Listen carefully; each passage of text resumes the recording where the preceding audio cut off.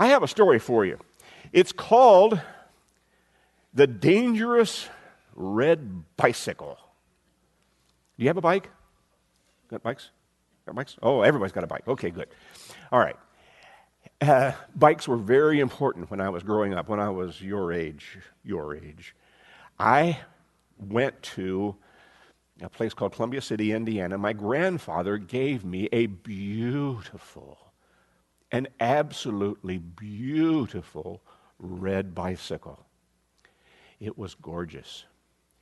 And I decided that I was going to make it even more beautiful. I was going to just keep working with it. I went down to the Western Auto Store and I bought brand new stainless steel fenders for it. Never have them rust. Oh, it was gorgeous.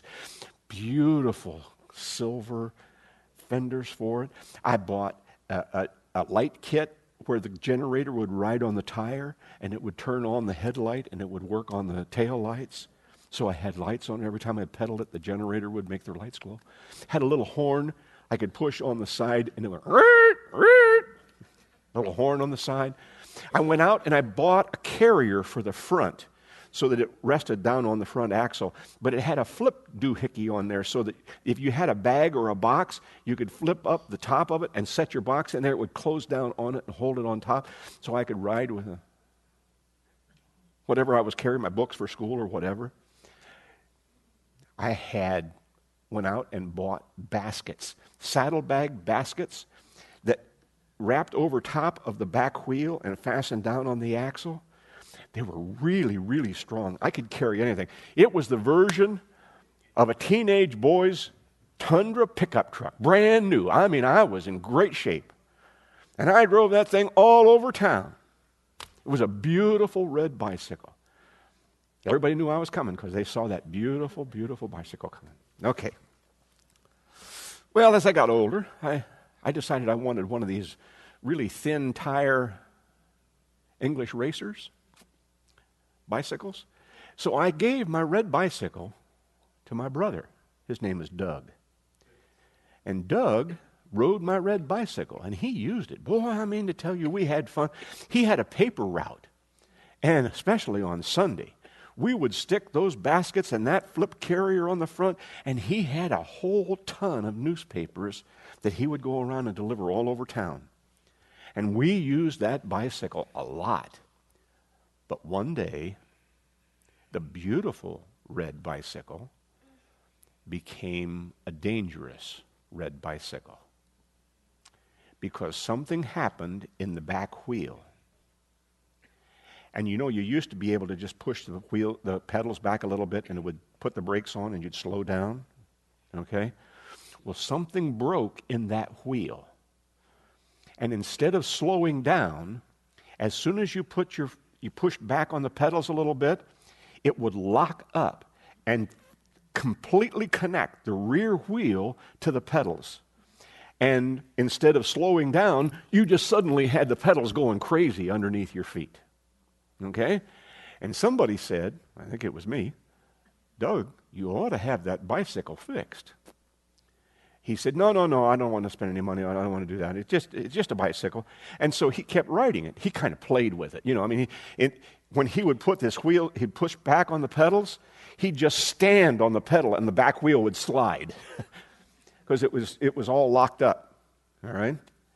And then when he had it full of papers and it was too heavy to stop by pushing on the pedals when it would lock up and, you know, you had to go whatever speed the bicycle was going because that's what the pedals were doing. You couldn't coast. He'd just jump off and the bicycle would fall over in the yard. Had to pick up a lot of newspapers from the yard. But he didn't want to take the time to do what needed to be done to have that bicycle fixed. He didn't want to take it to the shop and have it worked on it. So it became sort of a dangerous red bicycle. And then one day, we were going to go about 3 miles out of town and spend the afternoon at a lake called Tri-Lakes at a friend's house. Well, that was kind of a long ride out through the countryside, and there was one schoolhouse out there about halfway, I think. And you came up to the schoolhouse over this rather large hill, and then it sloped down, and then there was a road that crossed, and then it sloped back up a hill on the other side. So we stopped, both Doug and I, at the top of the hill. This is going to be a high hill, and you don't want to have to stop when you're going the fastest at the bottom. So we looked both directions to make sure there were no cars coming from either direction on that road that crossed over. And when everything was just right, my brother and I started down the big hill. Now, my racer, it went fast. It was very smooth. I mean, I was cranking, and the wind was in my face, and I was having fun. Then I glanced back, and Doug was pedaling, and he was having fun, and we were doing great. And he got to the point where he could just hold the pedals steady, just steady, so that he could keep on coasting on down the road. And we got to the bottom of the road, and I glanced over, and he hit that little patch of gravel that there, where the road crosses over. And he did one of these little bouncy things. And suddenly, his pedals had gone back just enough that they engaged with that back wheel. What do you suppose happened? He didn't stop. In fact, those pedals went so fast, because he was going so fast, they launched him up over the handlebars and out in front of the bicycle and out onto the highway.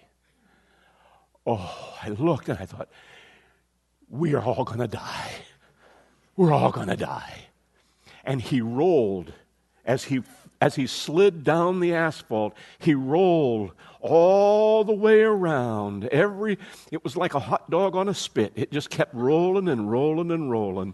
And pretty soon he came to a stop, and the bicycle was over in the ditch. And I looked at him, and he was bleeding out of every spot on his body, because he had just scuffed himself on the asphalt all the way down through.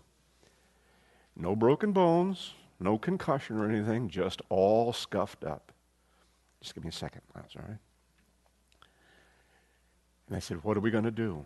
He said, let's go down to the lake and I'll soak, because he had all kinds of pebbles and dirt and sand in all of his scratches.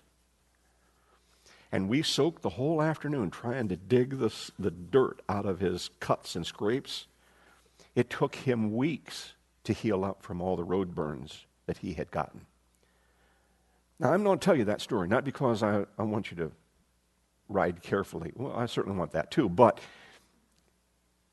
God tells us there are some things that we should do to keep from having big problems. And if he says to us, if you don't fix that way you're living, if you don't fix that bad habit, if you don't fix it, you're going to end up crashing. See, so Doug knew that red bicycle was dangerous. He knew it.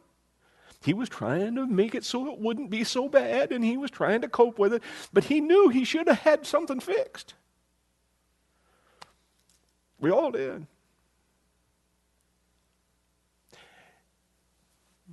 Sometimes in life, there are things you really can't fix if you don't do things right the first time. It becomes really difficult.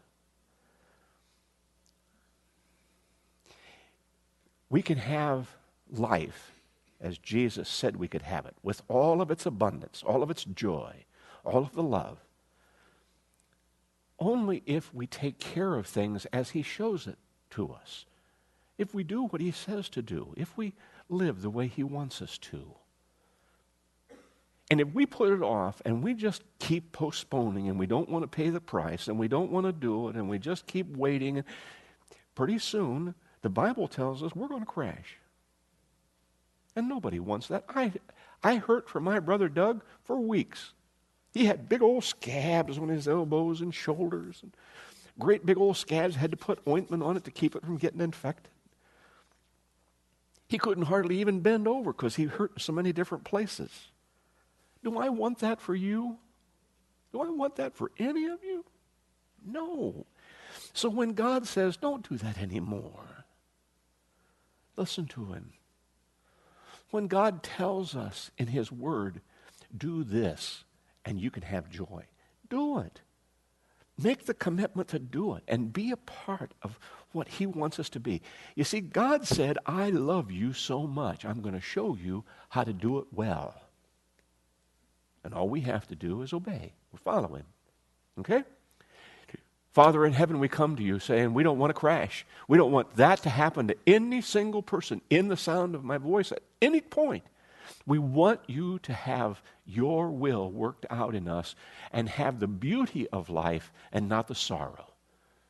We ask that you will give us a chance to see your hand at work to bring life in all of its excitement into every person's life here as we follow you, as we submit to your will, as we let you be the Lord of our lives. Amen. Thank you, kids. I appreciate you coming up and sharing with me.